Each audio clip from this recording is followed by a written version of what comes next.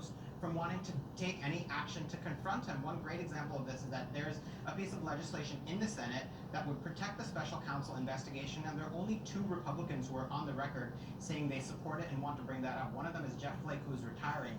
The other is Susan Collins, the only Republican senator left from a blue state that's up for re-election in 2020. So by and large, Republican senators are sticking with the president. And I'll note that in the event, in the hypothetical event, that this new Democratic House tries to impeach the president and succeeds at impeaching the president, it will take 20 Republican senators to remove him from office. That is a towering bar to cross when his approval is that high with his own base. There are so many questions, Elena. Are Trump's continual distractions, though, impacting his allies, even his own lawyers' abilities to effectively defend him?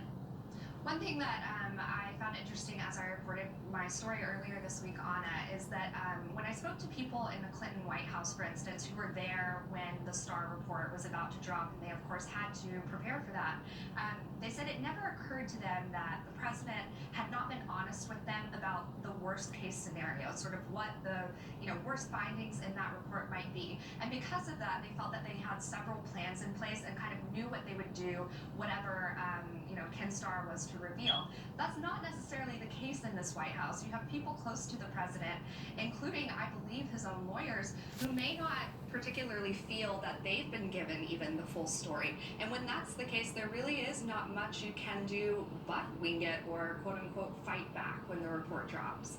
So if there is not a real strategy, Sahil, I have to wonder, does the president just think his own strategy, his reactions, his communications is better than anything his team could come up with collectively? Right, that certainly seems to be the case. The president is winging it and kind of going it, and shooting from the hip on this because he believes his instincts, his political instincts, are going to keep his voters on his side, and that, at the end of the day, as I mentioned, is,